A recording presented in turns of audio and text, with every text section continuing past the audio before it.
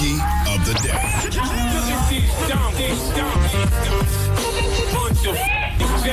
That's time for the Donkey of the Day. That's pretty fun. Charlmagne the devil? Possibly. The Breakfast Club. Yes, Donkey of the Day for Monday, April 28th goes to Donald Sterling. Old man Donald.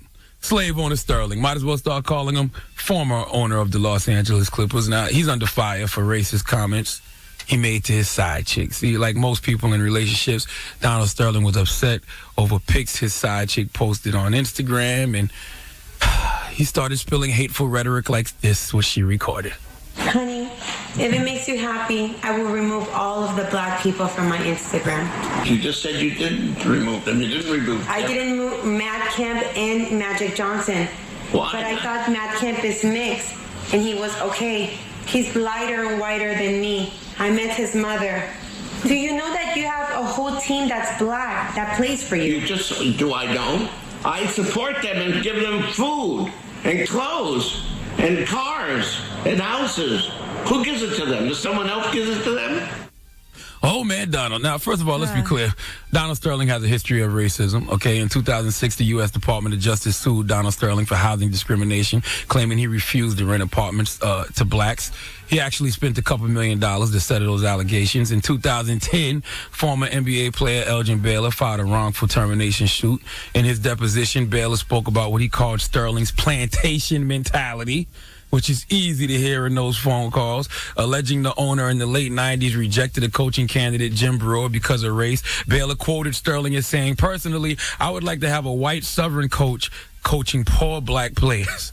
Baylor also alleged that Sterling made racist comments concerning contract negotiations with Danny Manning. When Manning's agent told Sterling that the offer was unacceptable, Sterling responded by saying it was a lot of money. Said Baylor in the deposition, Donald Sterling said, "Well, that's a lot of money for a poor black kid." Now, the difference between all those accusations and this is simply that. Those were just accusations. But now we have actual audio, which paints Donald Sterling to be prejudiced against black people and gives us no reason to believe that all those other accusations aren't true. Now, personally, I don't get mad at prejudiced people. I actually laugh at prejudiced people because I know eventually karma catches up with them. See, being prejudiced is a self-destructive behavior. When you hate somebody because they're different from you, you're not hurting that person, you're hurting yourself. Now, it is never too late to give up our prejudices, but when you're 80 plus years old, it's pretty damn hard to teach your old racist new tricks. I'm not shocked that Donald Sterling is judging us as a race. I'm just shocked that he's not smart enough to keep the verdict to himself.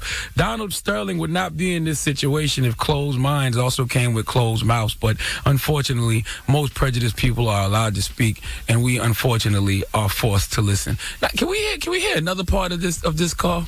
I like this part. Can we play? Yeah. Why am I disrespecting them? What by walking you perceive as either a Latina or a white girl? Why should you be walking publicly with black people? Why? Is there a benefit to you?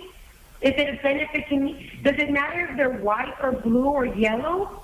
I guess that you don't know that. Maybe you're stupid. I admire Magic Johnson. During your entire life, your whole life, admire him. Bring him here, feed him, him. I don't care. You can do anything. But don't put him on an Instagram for the world has to see, so they have to call me. And don't bring him into my games, okay?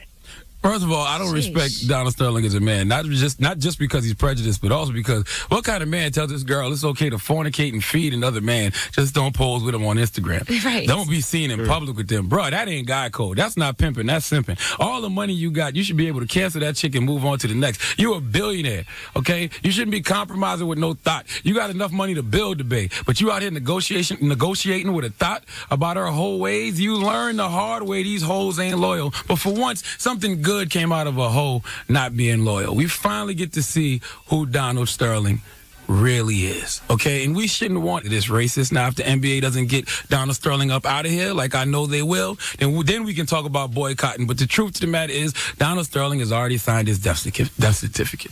Okay? He's dead already. He signed his death certificate whenever he decided to become prejudiced. Yes, I said become prejudiced. You're not born prejudiced.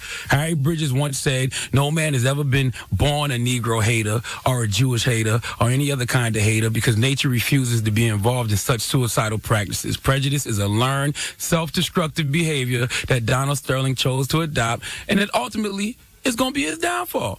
His side chick, who's black and Mexican, is in love with black men, and his team is more than likely going to get sold to a black man. Salute to Magic Johnson. This all sounds like poetic justice to me. If this isn't karma, I don't know what it is. The thing you hate the most ultimately destroyed you, but it's not us that killed you. It's your own hate for us. This is amazing. No need to boycott. Just let nature take its course. I know we want things to happen fast, but being prejudiced is a slow death, and it's quite enjoyable to watch. Give Donald Sterling the biggest hee-haw.